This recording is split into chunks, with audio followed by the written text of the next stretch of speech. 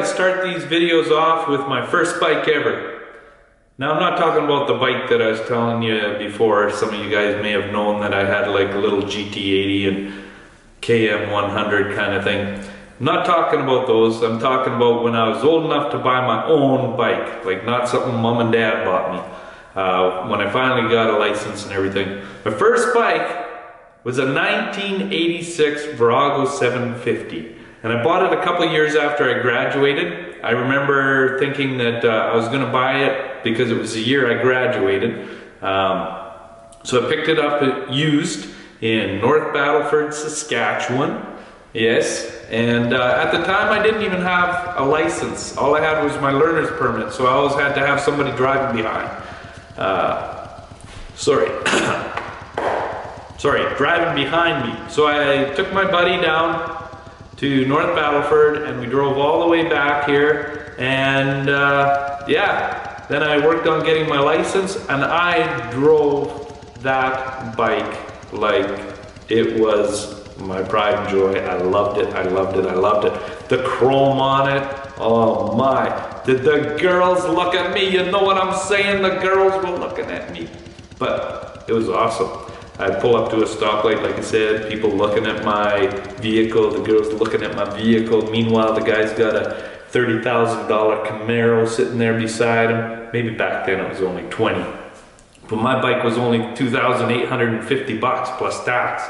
Anyway, so I loved that bike. I rode it everywhere, rain, shine, whatever. I remember taking a trip with it out to BC and ripping around the corners. And that cruiser back then, you know, they haven't changed a lot for brakes and suspension, but they have changed a bit. It was a little bit loose in the frame department. The engine was kind of a supporting member of the frame of it. But I remember being able to just lean that sucker into corners in the mountains up in BC. Nowadays, not so much. Maybe a Street Glide and a couple other bikes that have the pegs mounted a little bit higher and the pipes off the ground. But for the most part, I find that the cruisers nowadays, they're great for staying a bit comfortable and, you know, going a bit. But as soon as you push them, man, are you ever dragging pipes nowadays? It wasn't like that back then. That bike, it could really rip around the corners. Brakes and suspension, not so good. But, you know, you started to get used to it the more you rode it. And I bet you I put about 30,000 kilometers on that bike. And then when I was about 23, the tax man came and started garnishing my wages. Not cool. I had to sell my baby. And this is where maybe some of the crying takes in. I remember the guy coming to pick it up, and it was still like the day I bought it, minus one cover that had broken off a little grommet, the battery cover, which I had the part on order, it just hadn't come yet. And the guy bought it, and he bought it for $2,500. I put 30,000 kilometers on a motorbike. I lost $350 on it.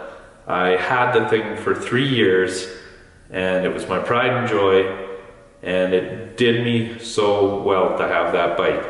But I had to get rid of it. I had to pay the taxes, so I got rid of it, paid my taxes off, and guess what? No motorcycle for another 17 years. It wasn't until I was 40 years old that I finally, after every spring, like torture, guys. Like anybody who's ridden a lot and has had to sell a bike, or their bike's not ready in the springtime and everybody starts,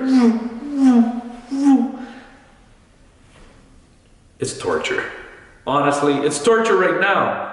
Seeing snow all over the ground and not being able to ride the bikes in my garage right now. But that was torture for 17 years. And then I had told my wife a while back, before I turned 40, that by my 40th birthday, I was owning a motorcycle. I didn't care what I had to do, I was owning a motorcycle.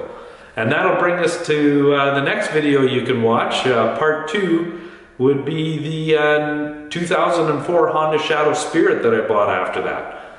And I'll tell you everything that happened with that one, including a little accident. But I'll get into that next time. Hope you guys subscribe. Hope you guys keep watching the videos. Leave your comments. Tell me what your first bike was. And tell me how much you loved it. I'd love to hear from you guys. I'll respond as soon as I can to everybody I can.